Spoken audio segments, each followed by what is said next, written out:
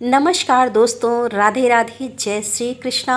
दोस्तों, आज मैं आपके लिए इस वीडियो में एक ऐसे गरीब नास्तिक के ऊपर जो कभी भी भगवान के ऊपर विश्वास नहीं करता था, परंतु जब उस पर भगवान पर विश्वास हुआ तो उसका जीवन खुशियों से भर गया। तो प्रेम से बोलिए धर्मराज जी महाराज की जय। बहुत समय पहले की बात है। एक नगर में एक राजा रहता था। उनके राज्य में सभी नागरिक सुखपूर्वक और शांति के साथ रहते थे। अब राजा को अपनी प्रजा को लेकर कोई चिंता नहीं थी, इसीलिए वह एक दिन उन्होंने वन में शिकार करने की योजना बनाई। अगले दिन राजा अपने कुछ भरोसेमंद सैनिकों के साथ वन के लिए रवाना होते हैं। वन में घूमने के उपरांत राजा को बहुत जोरों की प्यास लग रही थी। प्यास से बेचैन राजा वन में पानी के लिए इधर उधर भटक रहे थे। अचानक उन्हें एक छोटी सी झोपड़ी दिखाई देती है। राजा उस झोपड़ी के निकट पहुंचते हैं। उस घर में एक गरीब नास्तिक रहता था जो कभी भी किसी भी भगवान पर विश्वास नहीं करता था। राजा उस गरीब से पानी मांगता है। गरीब आदमी राजा को पानी पिला देता है। प्यास मिटने के बाद राजा उस गरीब से कहते हैं कि आज तुमने मेरी जान बचाई है। तुम्हें कभी भी कुछ भी चाहिए हो तो तुम मेरे राजमहल में आना और कुछ भी मांग लेना, मैं तुम्हें कभी भी मना नहीं करूँगा। परंतु राजा ने कहा, मैं तुम्हें पहचानूंगा कैसे? इसलिए तुम जब भी आओगे तो मेरे दरबारियों से कहना कि मुझे राज्यवासी से मिलना है। मैं तुरंत पहचान जाऊंगा कि मेरा जंगल वाला मित्र आया है। कई साल बीत गए। गरीब की एक लड़की थी जो विवाह के योग्य हो चुकी थी। अब उसे अपनी बेटी के विवाह के लिए धन की आवश्यकता थी। वह जिस किसी से भी धन मांगता तो लोग उसकी मदद करने से मना कर देते। एक दिन उसे राजा की बात याद आती है।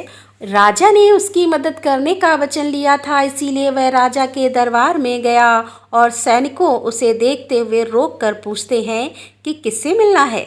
गरीब बोला, मुझे राजवासी से मिलना है। सैनिक वो हैरान और क्रोधित होकर बोलता है, महाराज का नाम आदर से लो, अन्यथा तुम्हें कारागार में डाल दिया जाएगा। गरीब बोलता है, तुम अपने महाराज से जाकर बोलो कि राज्यवासी से मिलने कोई आया है। सैनिक अंदर जाता है और राजा से बोलता है कि महाराज, बाहर कोई भिखारी आया है जो आपका नाम आदर के साथ नहीं ले रहा है और आपको राज्यवासी कहकर संबोधित कर रहा है। राजा को अपना वचन याद आया। उन्होंने सैनिकों से कहा, उन्हें आदर के साथ मेरे पास ले आओ। सैनिक उस गरीब को आदर के साथ अंदर लाते हैं और अंदर आने पर गरीब देखता है कि राजा धर्मराज जी महाराज के सामने हाथ जोड़कर खड़ा है। गरीब नास्तिक सैनिक से पूछता है, तुम्हारे महाराज ये सब क्या कर रहे हैं?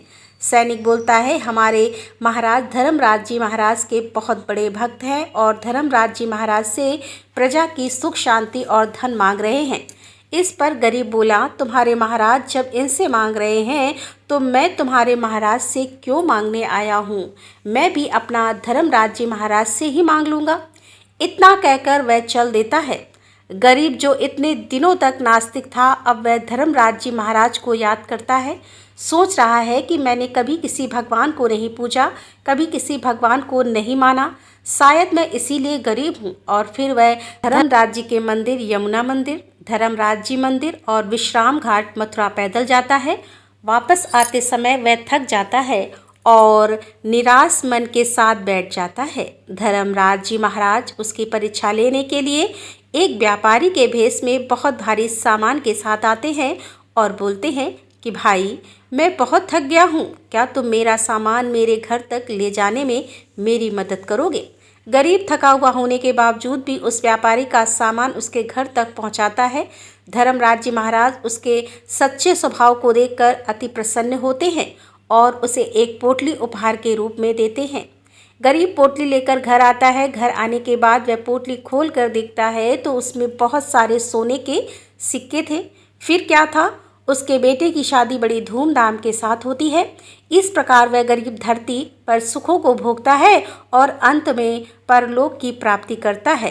तो प्रेम से बोलिए धर्मराज जी महाराज की जय। तो हे धर्मराज जी महाराज, जैसे आपने उस गरीब पर कृपा करी वैसे हम सभी भक्तों पर करना। वो धर्मराज की जय।